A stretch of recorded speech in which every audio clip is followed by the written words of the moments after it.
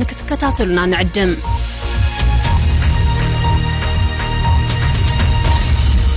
كون سجنتا بي بي سي أفان أوروموت نولين ترا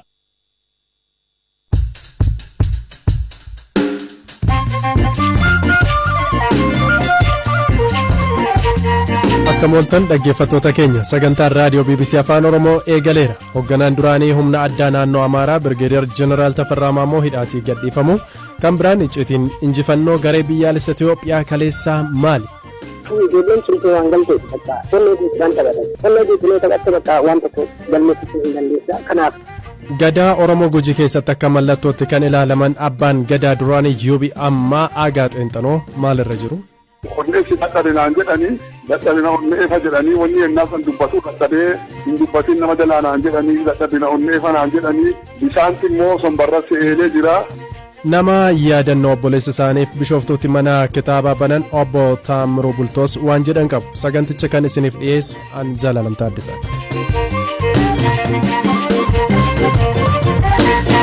Kan jalqabaatiin Birgeediyar Jeneraal Tafarraa Maammoo hoogganaan duraanii humna addaa naannoo Amaaraa baatii tokko dura hidhaman jimaata har'aa wabii birrii 30,000 gadhiifamaniiru. Poolisiin heera biyyattii diiguuf yaaluun shakkamaniitu kan to'annoo jala oolan jedheera. Jeneraaltichi guraandhala keessaa hamma aangoorraa buufamanitti humna addaa naannoo Amaaraa hoogganuun mootummaa federaalaa waliin waraana kaaba Itiyoophiyaatti TPLF lolaa turaniiru. Waa'ee hidhaa hiikamuu isaanii irratti abokaatoon isaanii akkas jedhu.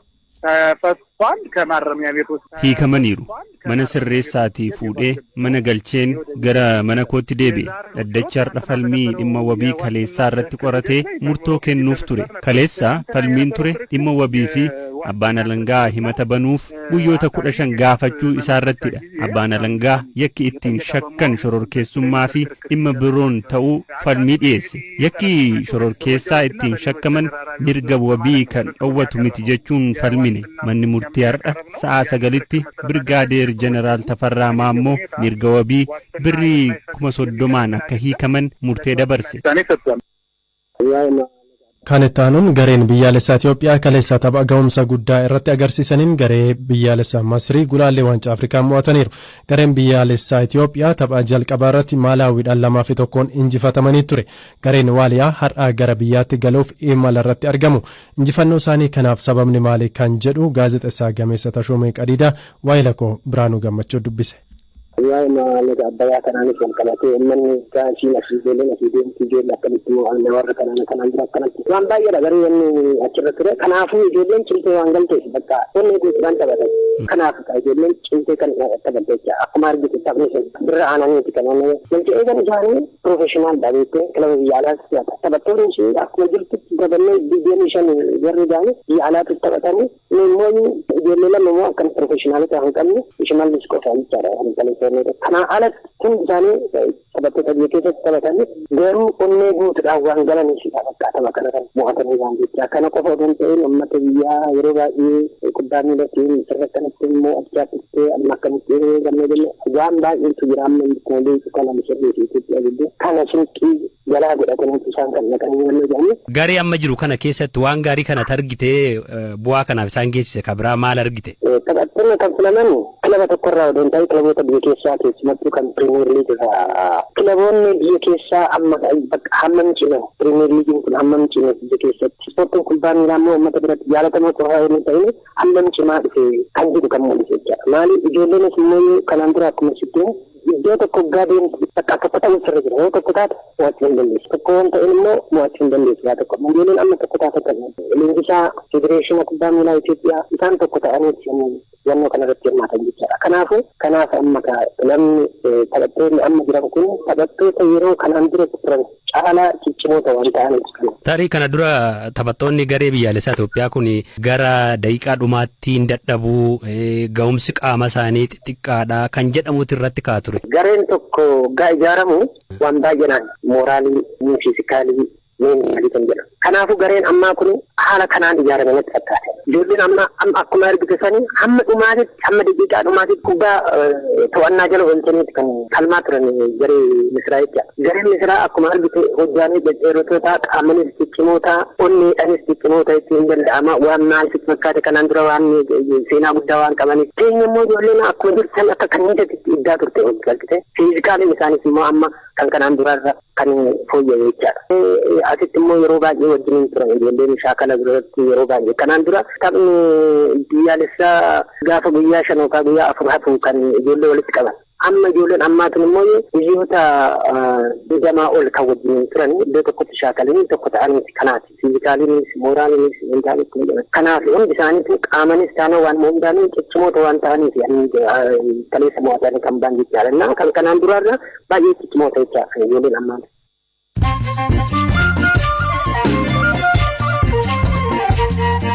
Oduu gaggabaaboon Keeniyaan Somaaliyaatti jimaa gurguruu deebisee eegaluuf jette ministeerri qonnaa Keeniyaa erga pirezidaantii Keeniyaa Uhuru Keeniyaataa fi gittuun isaanii Hasan Sheek mari'ataniin booda kana himan waggoota dhiyoonaas Somaaliyaatti jimaa daldaluu dhorkamuun qonnaan bultoota Keeniyaa miidhee ture.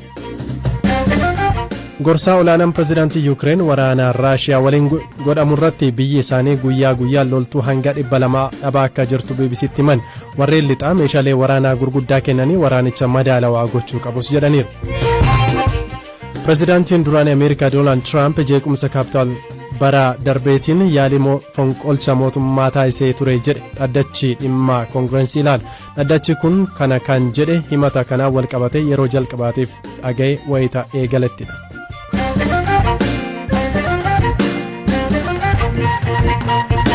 dhimma ittaanuun obbo Taamruu Bultoo jedhamu jiraata magaalaa Adaamaati. Bara 2009 akka lakkoofsa Itoophiyaatti taatee irreecha hora Arsadeetti mudate ilmaan Oromoo baay'ee irratti du'aniin obboleessa isaanii hangafaa dhaban. Obboleessa isaanii Darajjee Bultoo beekaa fi abbaa mul'ataa jechuun jajaniif yaadannoo akka ta'uuf mana kitaabaa bifa ammayyaan qindaa'e kan barattoota waldaa misooma Oromiyaaf ta'u ijaarsan. Waa'ee obboleessa isaaniif mana kitaabaa yaadannoo obboleessa isaaniif ijaarsanii akkas jechuun dubbataniiru. Bakki kun bakka itti lubbuun isaa dabarteedha. Fuuldura kana yeroo Arsadee bakki itti ijaarame immoo mana barumsaa waldaa misooma bultii addaa waldaa misooma Oromiyaa Damee Bishooftuutti kan argamu barattoota qabxii kutaa 8ffaa akka Oromiyaatti qabxii olaanaa galmeessanii dorgomanii galan kana mana kitaabaa ammayyaa akka fakkeenyaatti yuunivarsiitonni Oromiyaa keessa jiran baay'een illee hin qabne mana kitaabaa dijitaal ta'e argaa jirtan kan akkan ijaaru na godhee. Egaa Injiinar Darajjee Bultoo dhalootarraa bara 1977 naannoo Oromiyaa godina Shawaa Lixaanaa Gindabarat magaalaa Kaachisitti dhalatee guddate. Dipaartimentii Injiinaringii Siivil Injiinaringii Yuunivarsiitii Jimmaatti barate. Bara 2000 akka lakkoofsa Itoophiyaatti qabxii olaanaadhaan kabaja olaanaadhaan Yuunivarsiitii Jimmaarraa eebbifame.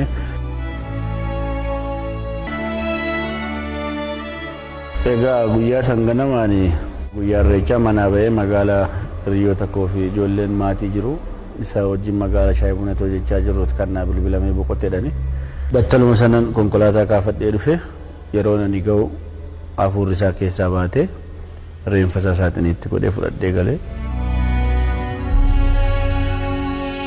Akka naannoo dhufneettis akka maatii keenyaattis akka dhuunfaa isaattis karaa hundaanuu dargaggeessa moodela amala qabeessa baay'ee beekaa wanta addunyaan kun sa'aatii kanatti barbaadu dursee hubate waan baratee leenji'ee ifaajii isaatiin bakka guddaa gahe waan tureef namoota akkasaa sammuu gaarii qaban warra waan gaarii biyya kanaa godhuu danda'an keessattuu fuuldura kanatti addunyaan waan itti deemtu jaarraa teeknooloojii saayibarii kana keessatti qooda fudhachuu danda'an warroota qorannoo garaagaraa gaggeessuu danda'an saayinsistoota abdii Oromoo fi Oromiyaa abdii biyya kanaa abdii aardii kanaa warra ta'an kana biratti ijaaruu kanan barbaadeef sammuu fi yaada isaa faana waan wal fakkaatuuf karoora isaa oggaa lubbuun jiru keessaa tokko waan tureef kanaaf asitti ijaara. Maallaqa hin yaaddamne yookaan xiqqaa birrii miliyoona 3 naannoo miliyoona 3.5 wayitiin ijaaramee dhume. Ana miti warra ogummaa ijaarsaa fi bittaa meeshaa qaban illee hanga ajaa'ibsiifatanitti raawwate. Kun immoo waan gaarii yoo yaaddee kaate yoo waan gaarii karoorfattee waaqayyootti namaa guuta karaa hin beekamneenis namaa raawwata isa jedhu. Ergasii as barattoonni duraan kana yaadee barattoota 450 teessisuu kan danda'u jedhee yaade ture. Garuu manichi hanga yaaddamee olis bal'aa ta'e keessi isaas gaarii ta'e meeshaaleen galanii fi wantoonni nuti yaadnes fooyya'aa waan ta'aniif barattoota 650 hanga 700 qabachuu waan danda'u kitaaba amma argitan mooraan manni barumsaa kanaaf madaalu hunda qabatee bakkallee kitaabota amma galan caalaa maddachaa 3-4 qabachuu danda'u akka qabu waan mul'isudha waan lafarratti mul'atu jechuudha. Taateen Arsadii kan nama gaddisiisu ture dhimma xumuraa qabanneetiin gadaa Oromoo Gujii keessatti akka mallattootti kan ilaalaman abbaan gadaa duraanii Yoobii ammaa Dooktarri Kabajaa Agaa Xeenxanoo tibbanaa dhibamanii ture amma yaalamanii akka fayyan BBC'tti himaniiru haala fayyaa isaanii fi bara gadaa isaanii irratti muuxannoo dabarsan waayilakoo Hamzaa Huseenitti himan. Amma baatuu ta'ee ka'ee yuuba ta'eera abbaa yuubaas. Gadaa keessatti amma gahee akkamii taphachaa jirtu yookiin gadaa Gujii keessatti hirmaachaa jirtu miti maal fakkaata gadaan akkamiin deemaa jira? Yoo na gaafatan yuuba kiyya qabattee yuuba kiyya waliin yoo gadaa ammaa kana jiru sun yoo na gaafate karaa itti akeekaa waa inni tolchuu qabu itti himaa achi geetteetta achi gahee jedhaanii ardaanni qubatuu qabutti himaa qoraa kan ni baasutti himaa kormaa kan ni qalutti himaa waa isaa duuchaa itti himaa. Jechuun abbaa seeraa jechuudha. Torbee darbe yookiin torbee achaanu keessa akka isin dhukkubee ture mana yaalaa akka turtan iyyaafachaa turre maaltu isin dhibee maal dhibamtanii amma wayyuu qabdu moo akkam haala akkam keessa jirtu amma? Amma waan dhibamee deemee san fayyeera.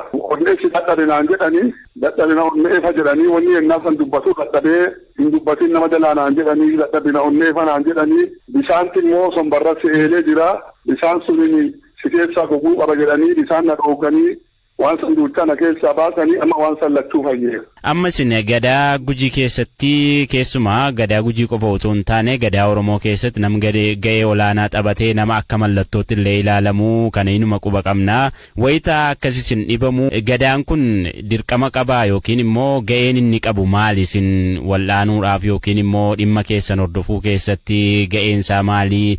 Wanni uummata Oromoo naan godhin hin jirtu waan barbaadame duuchaanaa naa godhanii jiranii haga andeeme duuchaana fuudhanii nageessanii haga kooriyaa dhiisee burii saddeeti budhelle haga addeessanii bahelle oduu gaaffii inna gula jiranuu asidiisi Awurooppaa Ameerikaallee oduu na gaafatanuu uummatummaan walii galattuu uummati kiyya aduu uummata Oromoo dhallaan ta'ini uummatummaan Itoophiyaatu oduma na gaafatuu aduu waaqa naa kadhatuu haakama duuchaa turanii wanni isaanii wanni giddeessee abbaa gadaatii kana godhan jedhamu hin jirtu. Waan jaalaltiin gooteef immoo waliin gooneef hin jirtu. Jaalaliin dhaabbatanii humnaan godhin hin jirtu. Isaanuma na wal'aane waaqa immoo na fayyisee waaqa sallee galataa isinillee guddadhaa addee hangeessa nagaa jedhee ila keessa barreessaa jedhee warra barreessu akkana jedhaanaa galateeffadhaa jedhee barreessee jira. Waan dhaloota keessa irraa eegalee seenaa jiru natti himuu dandeessu amma isin eessatti dhalattanii eessatti guddattanii akkamitti gadaa barattanii ka jedhu. Ardaa bulee horaasantti dhaladhee lafa surroo barguddaa ammaa sana jedhanii aana ayyaaman hambara 1937 badhii adduma kana guddadhee akkuma jabbii tissee guddadhee loon tissee waan na dhabbaa fi xiqqoo qotee guddadhee achiin duuba abbaa gadaa nuu ta'a maqaa kana isarraa dhaggannaa kaayyi isaa dansaadhaan jedhanii na kennatanii jennaan abbaa gadaa ta'ee. Barnoota hoo barnoota mana barnootaa kana barattanii? Barnoota uumaa barattee hin jiru.